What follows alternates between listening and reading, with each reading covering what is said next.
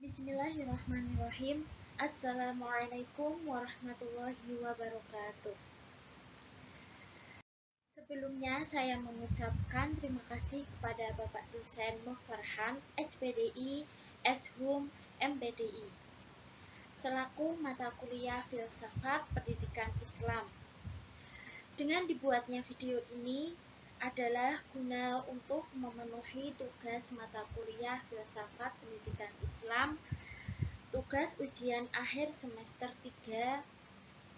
Puji syukur kita haturkan kepada Allah Subhanahu wa Ta'ala, dan tak lupa sholawat serta salam selalu tercurahkan kepada baginda Nabi Muhammad SAW. Semoga kelak kita mendapat syafaatnya. Amin. Saya Iva Ainul Farihah yang akan mempresentasikan tentang pemikiran tokoh Ibnu Sina. Latar belakang Ibnu Sina atau Avicenna adalah merupakan salah satu tokoh yang memiliki kontribusi besar dalam khasanah keilmuan dalam Islam, khususnya yang berkaitan dengan pendidikan Islam.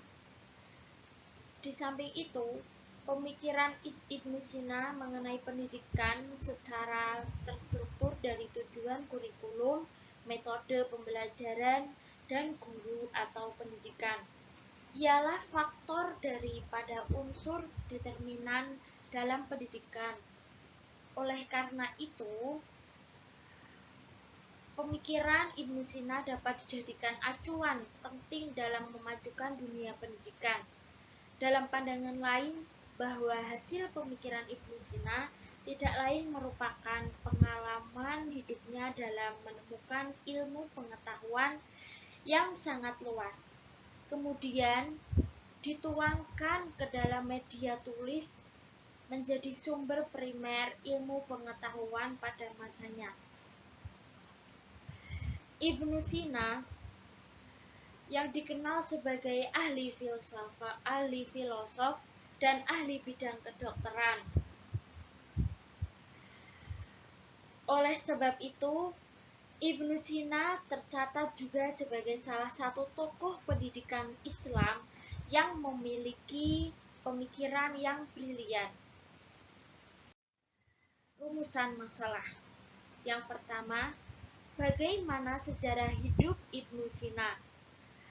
Yang kedua, bagaimana pemikiran Ibnu Sina mengenai pendidikan? Yang ketiga, bagaimana konsep, kurikulum, dan metode pendidikan Ibnu Sina? Biografi Ibnu Sina. Ibnu Sina nama lengkapnya Abu Ali Husain Ibnu Abdullah Ibnu Hasan Ibnu Ali Ibnu Sina.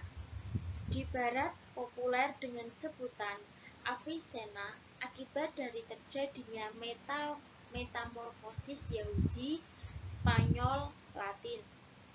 Dengan lidah Spanyol, kata Ibnu diucapkan Abn atau Even.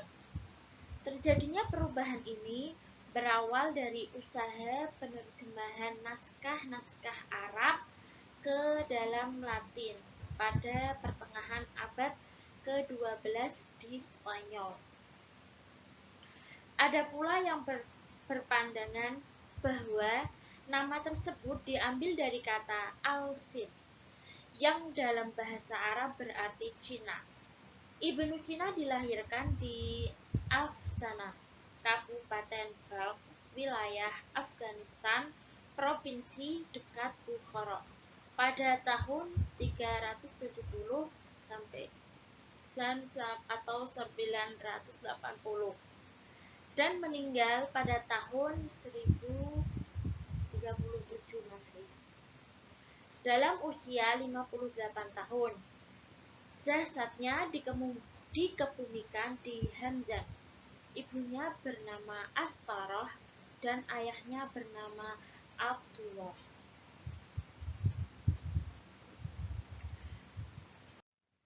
Biografi Ibnu Sina. Dalam usia mudanya telah menguasai beberapa disiplin ilmu seperti matematika, logika, fisika, kedokteran, astronomi, hukum, bahkan dalam usia 10 tahun Ibnu Sina telah menghafal Al-Quran. Pada usia 17 tahun, sebagai masa jeniusnya, Ibnu Sina memahami teori kedokteran dan orang sangat mengaguminya. Karena kepintarannya, Ibnu Sina diangkat sebagai konsultan dokter praktisi. Peristiwa ini terjadi ketika Ibnu Sina berhasil mengobati Pangeran Nuh Ibnu Mansur, yang sebelumnya tidak seorang dokter pun mampu menyembuhkannya. Pada usia 22 tahun, ayahnya meninggal dunia. Kemudian, Ibnu Sina meninggalkan negeri Bukhara untuk menuju Jurjan. Dan dari sinilah Ibnu Sina pergi ke Khawarazm. Selama hidupnya serta kehausannya dalam menimba ilmu, Ibnu Sina telah menghasilkan beberapa karya-karya mansur. Di antaranya karya-karya tersebut antara lain Asy-Syifa, the Book of Recovery or the Book of Remedy, yakni buku tentang penemuan atau buku tentang penyembuhan. Nafat, yaitu buku tentang ringkasan dari buku Asy-Syifa. Qanun, buku tentang ilmu kedokteran. Sadidiyah, buku ilmu kedokteran. Al-Musiqa, buku tentang musik.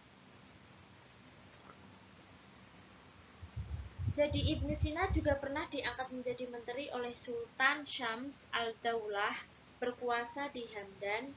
Di antara guru yang mendidiknya ialah Abu Abdullah Al-Natili dan Ismail Sang Yahid. Karena kecerdasannya, otaknya yang luar biasa, Ibnu Sina dapat menguasai semua ilmu yang diajarkan kepadanya dengan sempurna, bahkan melebihi gurunya. Ibnu Sina juga pernah berguru kepada Al-Farabi ketika dia merasa kesulitan dalam memahami metafisika Aristoteles. Salah satu bentuk pemikiran dalam logika Ibnu Sina ialah masalah ilmu. Menurutnya, ilmu itu ada dua macam, yaitu tasyawur dan tasdiq. Tasyawur atau ilmu yang hanya tergambar dalam pikiran adalah ilmu pengetahuan pertama yang didapat tanpa sengaja, yang tidak dapat diterapkan apakah benar atau salah, seperti pemahaman tentang hakikat manusia. Di sisi lain, ilmu tasdiq atau ilmu yang dapat dibuktikan dengan indera ialah ilmu pengetahuan yang diperoleh melalui pengamatan yang dapat diterapkan benar dan salah. Seperti pengetahuan tentang adanya asal muasal. Kedua macam ilmu pengetahuan tersebut dapat dibagi menjadi dua macam, yaitu menjadi asal dan yang diperoleh dari asal. Pemikiran Ibnu Sina mengenai pendidikan. Tujuan pendidikan harus diarahkan pada pengembangan seluruh potensi yang dimiliki seseorang ke arah perkembangannya yang sempurna, yaitu perkembangan fisik, intelektual, dan budi pekerti. Selain itu, tujuan pendidikan menurut Ibnu Sina harus diarahkan pada upaya mempersiapkan seseorang agar dapat hidup di masyarakat secara bersama dengan melakukan pekerjaan atau keahlian yang dipilihnya sesuai dengan bakat, kesiapan, kecenderungan, dan potensi yang dimilikinya. Ibnu Sina mengemukakan hendaknya tujuan pendidikan tidak melupakan pembinaan fisik dan segala sesuatu yang berkaitan dengannya, seperti olahraga, makan, minum, tidur, dan menjaga kebersihan. Melalui pendidikan jasmani atau olahraga, seseorang peserta didik diarahkan agar terbina pertumbuhan dan cerdas otaknya. Sedangkan dengan pendidikan budi pekerti, diharapkan peserta didik memiliki kebiasaan bersopan santun dalam pergaulan hidup sehari-hari. Sementara dengan pendidikan kesenian, seorang peserta didik akan dapat mempertajam perasaannya dan meningkatkan daya khayalnya. Selain itu, Ibnu Sina juga mengemukakan tujuan pendidikan yang bersifat keterampilan yang ditujukan pada pendidikan bidang perkayuan, penyablonan, dan sebagainya, sehingga akan muncul tenaga-tenaga pekerja yang profesional yang mampu mengerjakan pekerjaan secara profesional. Ibnu Sina juga memiliki pandangan tentang tujuan pendidikan yang bersifat hierarkis dan struktural. Maksudnya, bahwa di samping memiliki pandangan yang bersifat universal, tetapi juga memiliki pendapat tentang tujuan pendidikan secara operasional yang bersifat kurikuler atau setiap bidang studi. Ibnu Sina dalam pandangan tersebut juga searah dengan pandangannya mengenai insan kamil, yaitu manusia yang terbiasa seluruh potensi dirinya sendiri secara seimbang dan menyeluruh. Masih dalam konsep kurikulum Ibnu Sina, dalam hal kurikulum Ibnu Sina memberikan batasan mengenai prinsip-prinsip pendidik bahwa jangan memulai pelajaran Al-Quran kepada anak, melainkan setelah anak mencapai tingkat kematangan akal.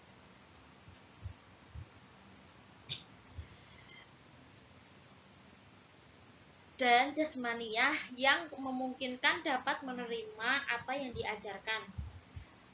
Mengintegrasikan antara pelajaran Al-Quran dengan huruf hijaiyah.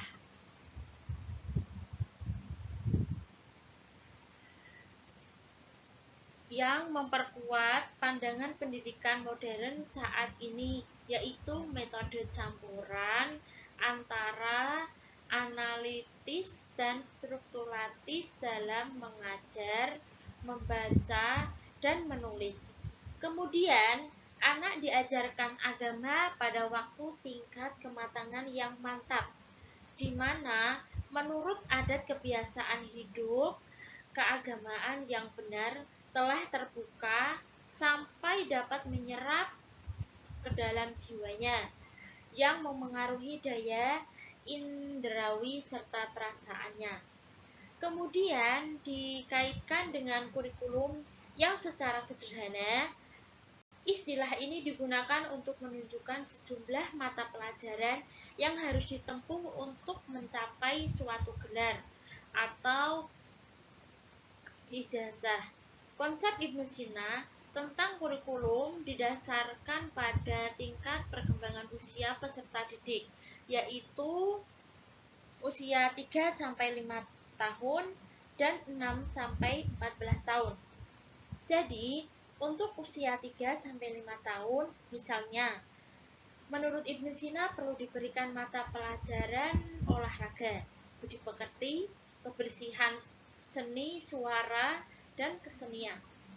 Pelajaran olahraga atau gerak badan ialah untuk mengarahkan dalam rangka membina kesempurnaan pertumbuhan fisik peserta didik dan fungsi organ tubuh secara optimal. Sedangkan pelajaran budi pekerti diarahkan untuk membekali peserta didik agar memiliki pendidikan kebersihan, agar peserta didik memiliki kebiasaan mencintai kebersihan, dan dengan pendidikan seni suara dan kesenian diarahkan agar memiliki ketajaman perasaan dalam mencintai serta meningkatkan daya hayalnya. Konsep kurikulum yang ditawarkan Ibnu Sina memiliki 3 cara. Yang pertama, konsep kurikulum Ibnu Sina tidak hanya terbatas pada sekedar menyusun sejumlah mata pelajaran, melainkan juga disertai dengan penjelasan tentang tujuan dari mata pelajaran dan kapan mata pelajaran itu harus diajarkan. Jadi, selain itu, Ibnu Sina juga sangat mempertimbangkan aspek psikologis, yakni minat dan bakat para peserta didik dalam menentukan keahlian yang akan dipilihnya. Dengan cara demikian, seorang peserta didik dalam menentukan keahlian yang akan dipilihnya dengan cara dalam mempelajari suatu ilmu atau keahlian tertentu. Yang kedua, bahwa strategi penyusunan kurikulum yang ditawarkan Ibnu Sina juga didasarkan pada pemikiran yang bersifat pragmatis, fungsional, yakni dengan melihat segi kegunaan ilmu dan keterampilan yang dipelajari, tuntutan masyarakat atau berorientasi pada pasar marketing oriented. Dengan cara demikian, setiap lulusan pendidikan akan siap difungsikan dalam berbagai lapangan pekerjaan yang ada di masyarakat tersebut. Yang ketiga, strategi pembentukan kurikulum Ibnu Sina sangat dipengaruhi oleh pengalaman yang terdapat dalam dirinya. Pengalaman pribadinya dalam mempelajari berbagai macam ilmu dan keterampilan ia coba tuangkan dalam konsep kurikulumnya. Dengan kata lain, ia menghendaki agar setiap orang yang mempelajari berbagai ilmu dan keahlian menempuh cara sebagaimana ia tempuh. Dengan melihat ciri-ciri tersebut, dapat dikatakan bahwa konsep kurikulum Ibnu Sina telah memenuhi persyaratan penyusun kurikulum yang dikehendaki oleh masyarakat modern pada saat ini. Konsep kurikulum untuk anak 3-5 tahun misalnya tampak masih cocok untuk diterapkan di masa sekarang seperti pada kurikulum taman kanak-kanak. Beberapa konsep metode pembelajaran Ibnu Sina. Yang pertama, metode talqin perlu digunakan dalam mengajarkan Al-Quran melalui dengan cara memperdengarkan bacaan Al-Quran kepada anak didik sebagian demi sebagian. Setelah itu anak tersebut disuruh mendengarkan dan mengulangi bacaan tersebut perlahan-lahan dan dilakukan berulang-ulang hingga akhirnya ia hafal. Metode talqin ini menurut Ibnu Sina dapat pula ditempuh dengan cara seorang pendidik meminta bantuan kepada para peserta didiknya yang sudah agak pandai untuk membimbing teman-temannya yang masih tertinggal. Cara seperti ini dalam ilmu pendidikan modern dikenal dengan nama tutor sebaya, sebagaimana dikenal dalam pengajaran dengan modul. Yang kedua, metode demonstrasi. Menurut Ibnu Sina, metode demonstrasi dapat digunakan dalam pembelajaran yang bersifat praktis, seperti cara mengajar menulis. Menurutnya, jika seorang pendidik akan mempergunakan metode tersebut, maka terlebih dahulu ia mencontohkan tulisan huruf hijaiyah di hadapan peserta didik.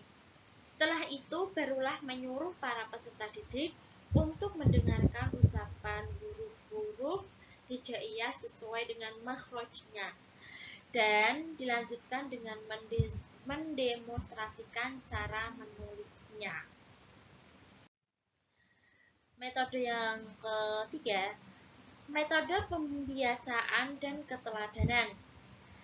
Ibnu Sina berpendapat bahwa pembiasaan adalah termasuk salah satu metode pengajaran yang paling efektif, khususnya dalam mengajarkan akhlak. Cara tersebut secara umum dilakukan dengan pembiasaan dan teladan yang disesuaikan dengan perkembangan jiwa si anak.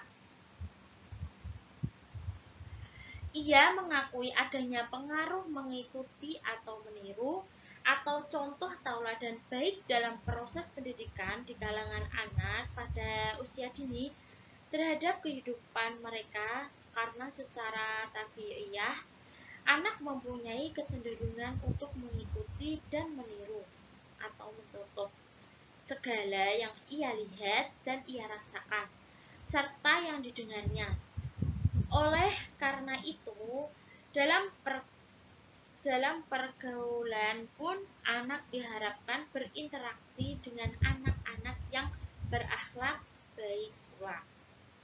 Metode diskusi.